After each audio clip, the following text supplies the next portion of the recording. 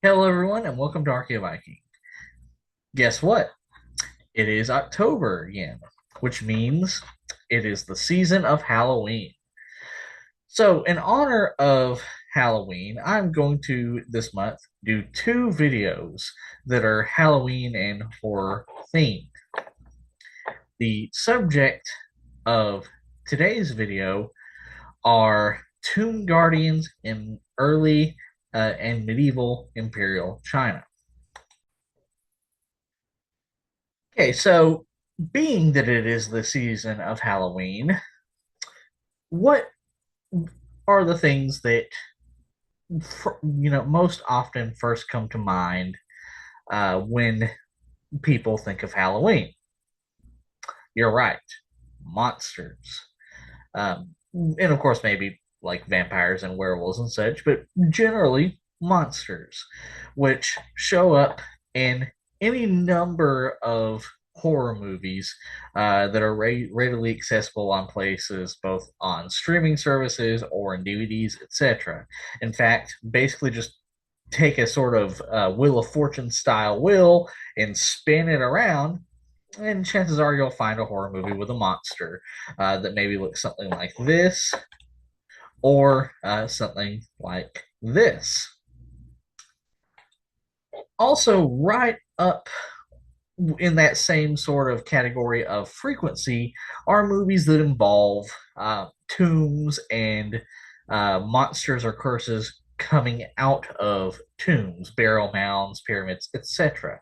And of course, in that vein, the most common movies of this type involve mummies generally, such as the 1999 Mummy movie, as well as the original 1930s Boris Karloff Mummy movie. But what if I told you that in history there were monsters that existed within tombs? What if I told you we didn't necessarily have to separate these two categories? We didn't have to just have movies about or subjects about tombs and mummies and subjects about monsters. We could have them both. Well, that does indeed uh, happen in history. So we're going to take a look at that. Specifically, Chinese tomb guardian beasts, which are, as you can see here in this picture here and here, as well as in these pictures, truly monstrous and fearsome looking creatures. I would truly not want to come across these in any horror movie whatsoever. So, with that in mind, we're going to look at the history of these tomb guardian beasts and see what forms they took, and of course, how they evolved over time. Starting with tomb guardians in early imperial China. So, first off, we need to discuss the concept of the human soul in early imperial China. So, early Chinese spiritual beliefs described the human soul as a two-part soul, including the spirit soul, which journeyed to the afterlife paradise of immortals, and the body soul, which remained in its grave or tomb on Earth. Furthermore, early royal tombs were believed to be to house the body souls of rulers and high-ranking officials. Therefore, tomb guardian beasts were believed to guard the earth body souls dwelling within these tombs. And here's a picture of one of those high-ranking uh, court official tombs, not necessarily the tombs of an emperor, but at least somebody who's high-ranking in the Chinese imperial court. And here is a jade burial suit that was the sort of typical burial outfit you would see a high ranking uh, Chinese imperial official, or of course the emperor uh, and members of the royal family buried within. Uh, Now, with that out of the way, we'll look at when tomb guardian beasts begin to show up within China, or at least some of the earliest examples we can find. Now, of course, I do have to preface this by stating that none of the pictures that I'm going to show in this section or in the next sections after that are, they're by no means exhaustive. Of course, you can find numerous examples of tomb guardian beasts within Chinese museums and other museums throughout the world. But these will still give you a general idea of what these sort of guardian beasts look like. Uh, so, with that in mind, the earliest tomb guardian beasts in China show up first in the Warring States period, which lasted between the four. Let's see here. Go back here a second. 475 BCE to you could argue anywhere between 221 BCE or a little bit before, with the founding of the Qin Dynasty, which I've already done a video on that I will include in the iCard. And then also, Tomb Guardian beasts were then subsequently used by the Imperial Han Dynasty, which I've again also already done a video on that I will include in the iCard. And these Tomb Guardians that existed during the Warring States period and the Han Dynasty were typically adorned with horns and antlers, connecting them to mythical creatures such as the Qilin and the Piju or the Baiji. I've heard it pronounced both ways, who were believed to, and who are still believed in Chinese religion, to bring good fortune and ward off evil spirits. And you can see this in several different examples, such as this two-antlered guardian figure from the city-state of Chu, which was one of the city-states in the Warring States period. This particular example dates somewhere between the 300s to 200s BCE. And then you have examples like this one you see here on the left from the Western Han Dynasty, which is the earlier half of the Han Dynasty, with this particular tomb guardian dating to somewhere between 202 BCE to 9 CE. And then this tomb guardian here being from the latter half of the Han Dynasty, also known as the Eastern Han Dynasty, dating roughly between 25 to 220 CE. And brief explanation, the reason there is a almost decade, 15-year gap between the Western Han Dynasty and the Eastern Han Dynasty is that there was a period when an emperor essentially tried to create his own dynasty and caused a very minor civil war before the imperial family reasserted authority over the Han Empire. But they are still a singular nation. In a lot of ways, very similar to, say, the American Civil War, the Union and the Confederacy. Then, between 100 and 220 CE, Buddhism would begin to spread into China. Specifically thanks to the Silk Road, which would facilitate the gradual spread of Buddhism into China from India. And here's a map of the Silk Road here and the various empires and kingdoms connected to it. And then with the spread of Buddhism into China, as well as the trading of exotic animals, such as lions, who were viewed by Buddhists as the sacred protectors, or as, one of many sacred protectors of Dharma. Many tomb guardians in the Han Dynasty began to take on features of lions. including pre-existing mythical creatures such as the Piju Baji, which you can see here, comparisons here and here, both of which have sort of lion-esque forms, though this one, of course, looks more like a dragon-like and Qilin-like, of course, still having the lion-esque paws and tails, and then this one over here being very lion-like. And here's some more examples here. Again, very lion-esque in form, but these are still Piju Baiji.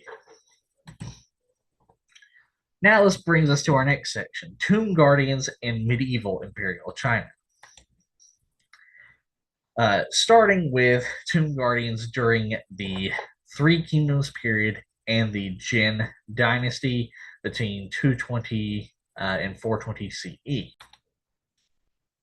And here is the Three Kingdoms period on the left, named for the Three Kingdoms you see here on the map, Cao Wei, Dongwu, and Shu Han. And then here is the Jin Dynasty on the right. During the Three Kingdoms period and the Jin Dynasty, Tomb Guardians would evolve or begin to evolve into sort of hybrid rhinoceros type creatures, as you can see here in this picture here, with this Tomb Guardian in the picture dating to the Jin Dynasty between 266 and 420 CE.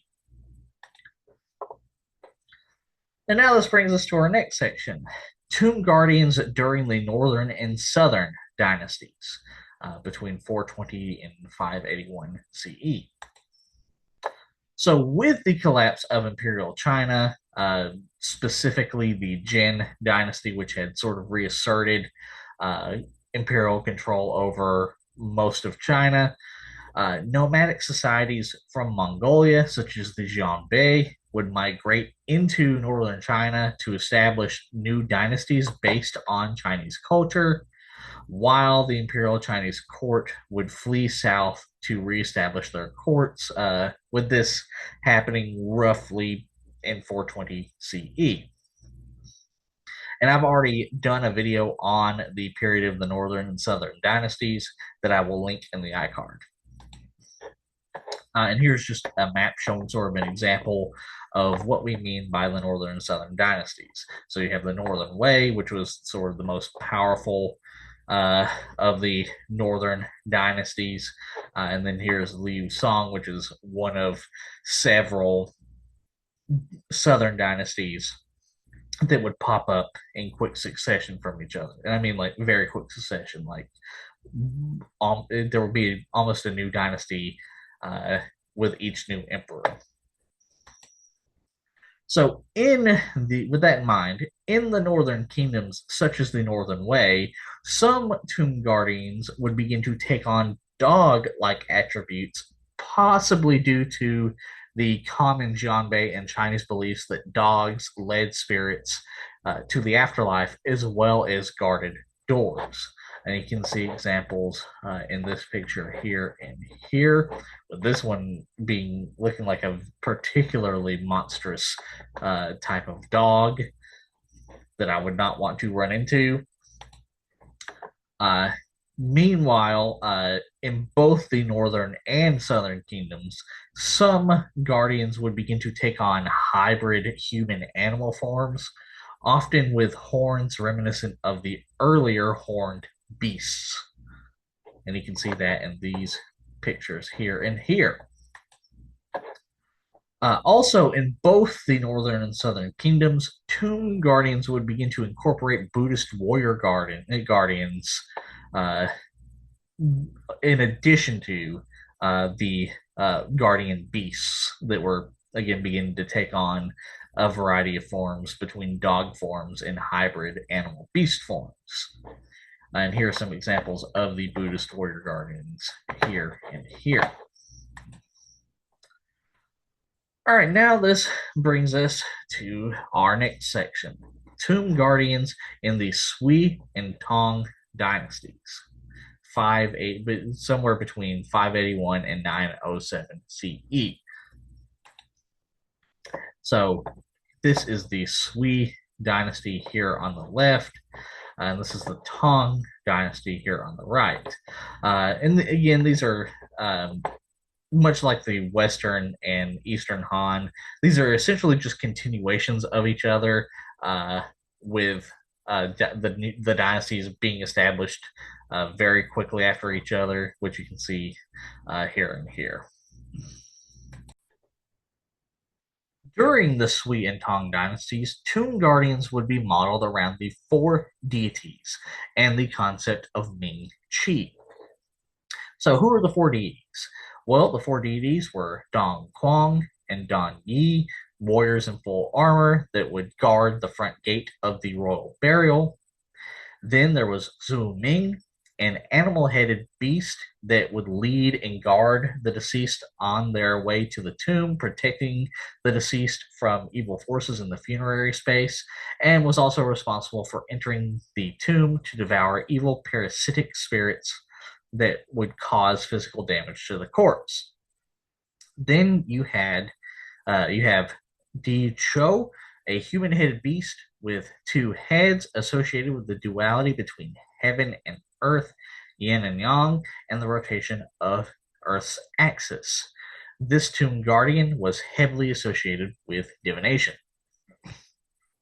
Then there was the concept of Ming Qi, where essentially burial goods would be provided to the deceased's earth soul, providing the earth soul with necessities and comforts in the afterlife, such as attendants, utensils, musical instruments, weapons, armor, intimate objects such as the deceased's cap and bamboo mat. And with that in mind, the more Ming Qi one held, the wealthier and stronger social status one may have. And of course, with that in mind, the use of tomb guardians was restricted to ranking imperial officials. And here is the source I got this information from. So here are some pictures sort of depicting those individuals we talked about. Here in the background, you can see the Dong Quang and Dong Yi, and you can see Zhu Ming right here, and Di Cho right here. And of course, you can tell them apart because Zhu Ming is completely beast-like, and Di Cho is part beast, part human. And you can see them here again, here and here. And here's some more examples of Dong Quang and Dong Yi here. And then here's another example of Zhu Ming. And here are some more examples of Zhu Ming here and here, and another one of Di Cho. And then here are just some examples of sort of the burial goods that would constitute of what would be considered Ming Qi. Of course, attendants, horses, camels. Essentially a caravan. To portray wealth, attendants, and animals for various uses that an aristocrat might want to have. Soldiers, again, here's another merchant and such. All of these would be attendants, women for, of course, company, if you will. Also, maybe perhaps representing wives and daughters, or as well as servants, which you can see more of here. And then here's a picture of sort of what a Tang Dynasty tomb would have looked like, or what they look like, the ones that archaeologists have found look like, at least. And here's another one here.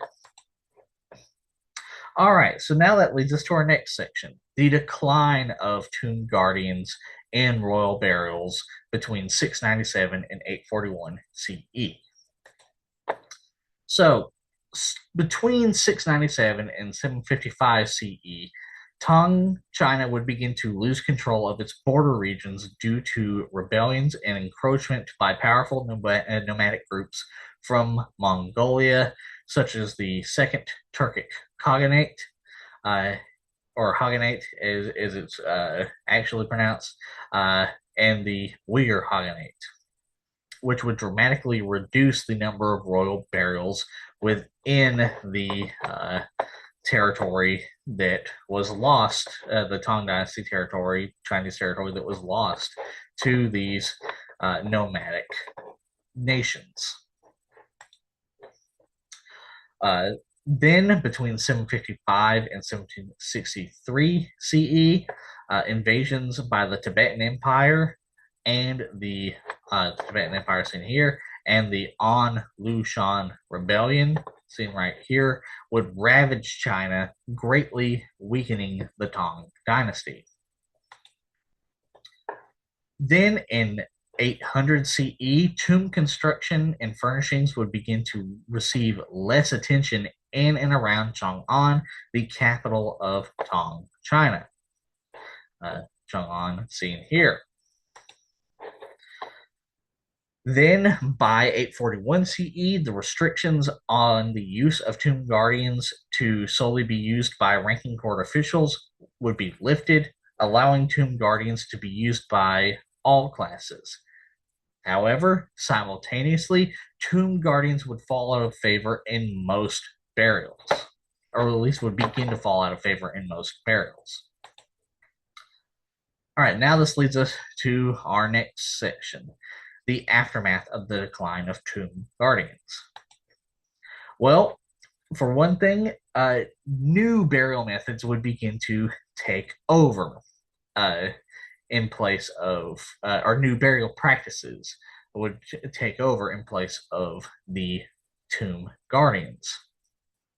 And this would be the 12 calendrical animals, specifically the iron ox and iron pig, and the new concept of bin wei. So first, let's define what bin wei is. Bin wei means to occupy one's position. So, starting in 800 CE, tombs would increasingly include 12 niches for the storing of the 12 calendrical animals. The calendrical animals would be placed in a specific order relating to time and position, with the idea that each object has a position determined by its correlation with time, position, and directions in the broader concepts of yin yang divination and the concept of bin wei, again, to occupy one's own position. Tomb guardian beasts would then be replaced by the iron pig and the iron ox, who would protect the tomb from disturbances caused by the soil dragon and the water dragon, respectively. Both creatures would also be used to ward off harmful creatures in the soil and water. During this period of time, many tombs would have at most 10 burial goods. And then one of the biggest changes would be that tombs would begin to no longer be seen as permanent dwelling places of souls, but rather places to store the corpse, as the tomb was increasingly seen in Buddhist terms as a temporary place for salvation in the transitional period between death and rebirth. Now, of course, this does not mean this was the case for all tombs, or all Chinese families or cultures, because China is a multi-ethnic nation and always has been, and is a multi-religion nation, having multiple religions. And so, of course, for example, Taoist and traditional Chinese folk religion beliefs, which still exist and still exist during this time as well, would and do differ in a lot of ways from Buddhism, and so of course they would and still do have different customs and burial practices. That being said, the fact that this change happened at all, especially with the institutionalization of Buddhism during the Northern and Southern dynasties, as well as the Sui and Tang dynasties, as a major religion in China, it's not surprising to see that this shift happened. So keep that in mind. And here's the source I got this information from. And here are the 12 calendrical animals of China, which probably, are very well known to most people watching this video, especially with the popularization of, say, Chinese food in a variety of different shows that talk about the Chinese zodiac and things like that. Another important thing to mention before ending this video is that despite the decline of tomb guardians in China, they didn't completely go away. Mythical creatures such as guardian lions continue to this day to be used, continue to be used in Imperial China, and continue to be used to this day. To guard various places, including tombs. And in fact, these creatures are still a facet of modern Chinese spiritual and religious culture. And you can see that here in these pictures that are obviously from modern China. All right.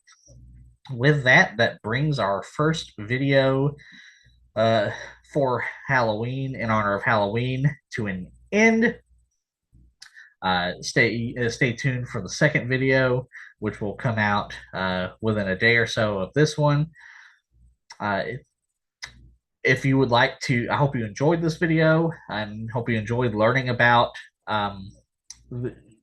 different monsters that outside of the traditional European monsters, such as, say, and Middle Eastern monsters such as mummies or vampires and werewolves. If you would like me to cover any other monsters from across the world, in terms of archaeology and history in videos in greater detail, or if you would like me to cover anything in this video in greater detail in future videos, please feel free to leave a comment in the comment section. Remember to like, share, and subscribe, and I hope you all have a good day.